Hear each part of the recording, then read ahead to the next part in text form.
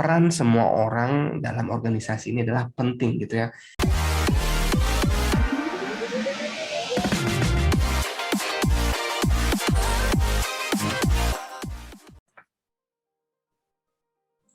Assalamualaikum warahmatullahi wabarakatuh. Hai rekan-rekan mahasiswa, apa kabar semuanya?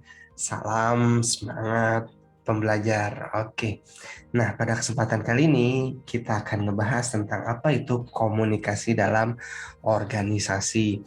Nah, pada pertemuan pertama kita sudah ngebahas tentang apa itu komunikasi dan ruang lingkup dalam komunikasi serta jenis-jenis komunikasi. Lalu pada pertemuan kedua kita sudah ngebahas tentang bagaimana itu komunikasi intrapribadi atau dalam pribadi dan juga komunikasi antar pribadi atau komunikasi kelompok. Nah, pada minggu ketiga ini kita ngebahas tentang komunikasi dalam organisasi. Lalu apa sih bedanya Pak komunikasi kelompok dengan komunikasi organisasi? Nah, mungkin bedanya kalau dalam komunikasi organisasi ini mungkin dia lebih formal gitu ya. Karena dalam organisasi dia ada siapa leadernya, siapa ya, bawahannya, dan apa tujuan mereka dalam organisasi tersebut dan divisi-divisinya yang mengikat dalam suatu organisasi tersebut gitu ya. Beda kalau misalkan dalam kelompok mungkin tidak ada keterikatan dan mungkin juga lebih fleksibel dan lebih informal. Oke, kalau gitu mari kita bahas dulu mulai dari definisinya. Nah, berdasarkan definisinya, kalau dari Dr. Clara Yanti Pangaribuan, beliau mengatakan bahwa komunikasi organisasi merupakan komunikasi dua orang atau lebih yang berada dalam suatu organisasi. Nah, ingat organisasi ini bisa dikaitkan halnya dengan perusahaan. Karena dalam konsep ini kita akan ngebahas organisasi dan perusahaan itu merupakan hal yang equals gitu ya. Jadi jika kita membahas tentang organisasi tentu ini tentang perusahaan juga ya, di mana di situ ada leadernya, di mana di situ ada bosnya, ada bawahannya, ada manajernya, ada staffnya, ada divisi-divisi lainnya yang saling keterkaitan untuk mencapai tujuan dari organisasi atau perusahaan tersebut gitu. Nah, di dalam organisasi, dalam komunikasi dalam organisasi ini kita bisa menyimpulkan di sini ada alur komunikasi. Yang pertama itu komunikasi yang bersifat vertikal. Hal ini adalah bagaimana komunikasi antar atasan kepada bawahannya, bisa juga komunikasi dari bawahannya kepada atasannya gitu. Jadi sifatnya lebih top down seperti itu. Jadi bagaimana mereka berkomunikasi terkait pekerjaan mereka, bagaimana komunikasi mereka terhadap tanggung jawabnya dan juga related dengan perusahaan atau organisasi tersebut seperti itu.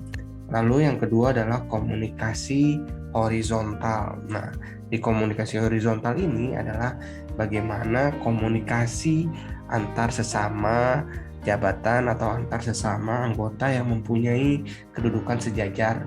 Misalkan sesama anggota staf IT, atau sesama anggota staf marketing, atau sesama anggota staf di divisi keuangan, antar sesama OB, atau antar sesama lintas divisi tapi dengan sejajar dengan jabatan atau posisi yang kurang lebih sama seperti itu. Nah, ini merupakan komunikasi horizontal. Nah, di komunikasi horizontal ini juga biasanya bersifat formal juga, terkhusus apalagi jika lintas divisi ya. Jadi bagaimana kita mengkomunikasikan ke divisi lain, kita harus menggunakan kalimat yang formal, kita menggunakan email juga untuk berkomunikasi. Dan mungkin juga kita menggunakan presentasi melalui data, PPT, Excel, dan lain sebagainya seperti itu. Oke, nah lalu yang ketiga adalah bagaimana yang dinamakan komunikasi lintas saluran seperti itu ya. Jadi tadi udah ada komunikasi vertikal, komunikasi horizontal, yang ketiga adalah komunikasi lintas saluran.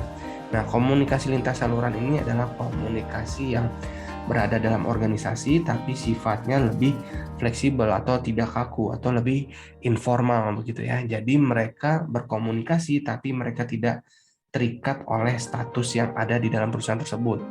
Tapi mereka lebih terikat terhadap ketertarikan kebersamaan mereka gitu. Apa yang mempunyai kesamaan mereka, similarity-nya apa, misalkan sesama perokok gitu ya, antara bos, kan nggak, kalau ngerokok kan nggak hanya bos dan bawahan aja ya, dua-duanya suka merokok gitu ya.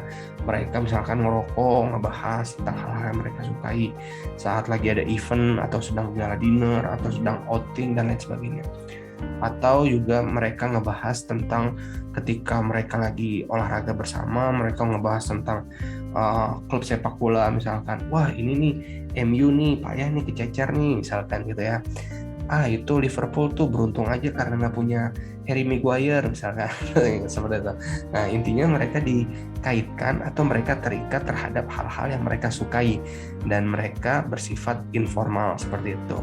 Nah fungsi dari komunikasi lintas saluran ini atau komunikasi yang informal ini ada fungsinya juga loh dalam keterkaitannya di ruang lingkup organisasi. Yang pertama yaitu adalah untuk menjaga kontak pribadi. Nah, di sini kita tentu ketika mengkomunikasikan terhadap hal-hal yang di luar pekerjaan, tentu kita akan merasakan kontak pribadi yang lebih dekat seperti itu ya. Antara rasa bawahan dan atasan tersebut akan punya kekuatan atau ikatan emosional yang lebih erat seperti itu. Lalu yang kedua adalah kita bisa memaintain relationship ini, kehubungannya yang antara kaku bisa menjadi lebih cair gitu ya.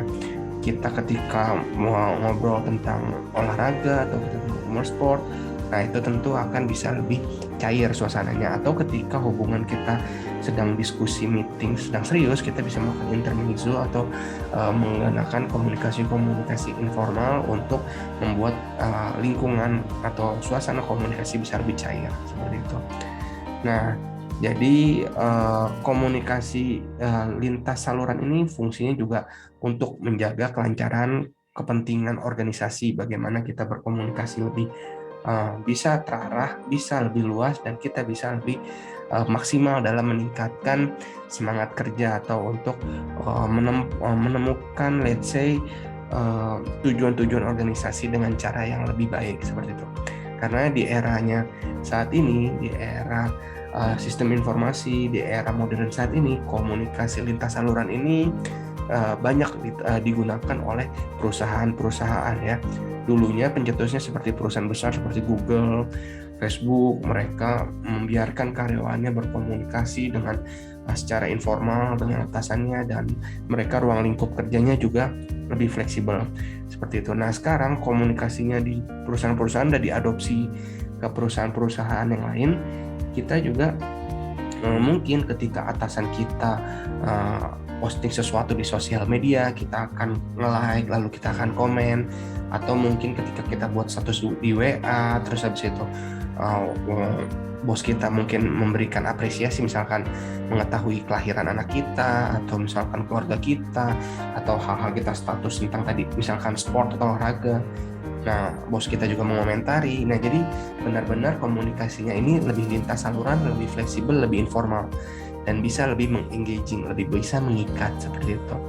Jadi komunikasi dalam organisasi di era modern saat ini lebih tidak kaku seperti di era sebelum sistem informasi, di mana yang birokrasinya terlalu terlihat seperti sangat berbeda antara jurang atasan dan bawahan. Komunikasi antara komunikasi vertikal atasan bawahan itu benar-benar seperti kaku dan awkward banget gitu ya.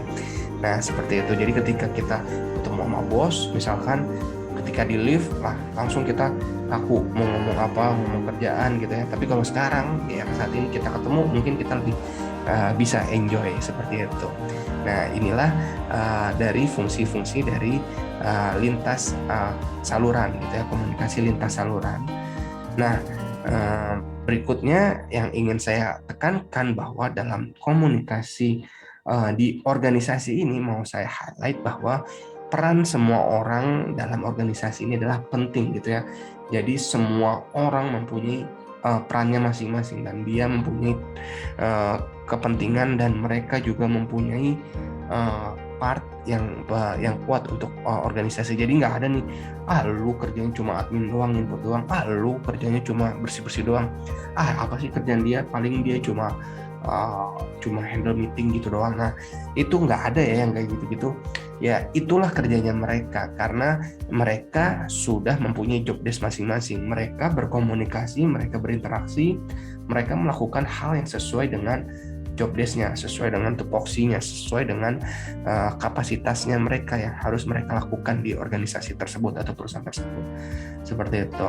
Nah, jadi ketika kita berkomunikasi dalam organisasi dan kita menghadapi permasalahan, pasti ada problematika dalam perusahaan ketika berkomunikasi. Nggak hanya berkomunikasi ya, bisa permasalahan komunikasi antar sesama atau antar atasan, atau juga bisa masalah internal atau masalah eksternal yang terjadi terhadap perusahaan seperti itu. Nah, tapi balik lagi penyelesaiannya masalah ini dalam berkomunikasi pada hakikatnya dalam kegiatan berorganisasi yaitu ada 4 hal yang bisa kita lakukan. Yang pertama, kita harus kenali dulu masalahnya gitu ya. Kita cari tahu dulu nih permasalahan kita ketika menghadapi komunikasi dengan anggota tim atau dengan bawahan atau dengan atasan. Kita harus pahami dulu permasalahannya apa. Khususnya sebagai Anda yang mungkin di bidang middle management atau top management ya, harus bisa berkomunikasi dengan baik, mengenali apa masalahnya. Kemudian yang kedua adalah harus menumbuhkan gagasan gitu. Jadi rekan-rekan harus pahami ketika ada permasalahan sudah dikenali, kemudian coba cari tahu apa sih gagasan-gagasannya, ajak komunikasinya, lihat solusi apa yang memungkinkan untuk menyelesaikan permasalahan yang ada. Lalu kemudian yang ketiga, pilihlah gagasan yang terbaik. Pilihlah alternatif yang dianggap benar-benar menyelesaikan permasalahan atau meminimalisir terhadap kerugian atau risiko yang ada, seperti itu. Lalu yang keempat adalah pengambilan keputusan. Kita pilih dan kita ambil keputusan tersebut, dan kita harus kerjasama dan kita harus lakukan komitmen terhadap anggota yang ada di organisasi atau perusahaan kita. Dan tentu komunikasi ini penting sekali dalam organisasi, yang mana ketika kita bisa berkomunikasi dengan baik, tentu kita akan mendapatkan hasil yang maksimal dalam hal berkelompok dan juga individu, seperti itu. Nah, itu dia pembahasan kita tentang komunikasi dalam organisasi. Nah, rekan-rekan, jika rekan-rekan ada yang mau ditanyakan, monggo, atau ada yang mau sharing nih, boleh komen di YouTube ini atau di quiz atau di forum yang ada di e-learning gitu ya rekan-rekan. Jadi rekan-rekan kalau misalkan ada yang mau ditanyakan atau juga mau menambahkan atau mau berbagi sharing pengalaman rekan-rekan berkomunikasi dalam organisasi, dalam kerjaan rekan-rekan, dipersilakan nanti di forum atau di kolom komentar ini supaya kita bisa bahas dan kita bisa lebih mengerti tentang topik ini, seperti itu. Oke, itu saja. Terima kasih rekan-rekan mahasiswa. Semoga rekan-rekan bisa mendapatkan sesuatu dan bisa maksimal dan bisa mengerjakan quiz forum pada pertemuan minggu ini. Saya Muhammad Al-Faruq Abdullah undur diri. Assalamualaikum warahmatullahi wabarakatuh. Dadah. Salam pembelajar.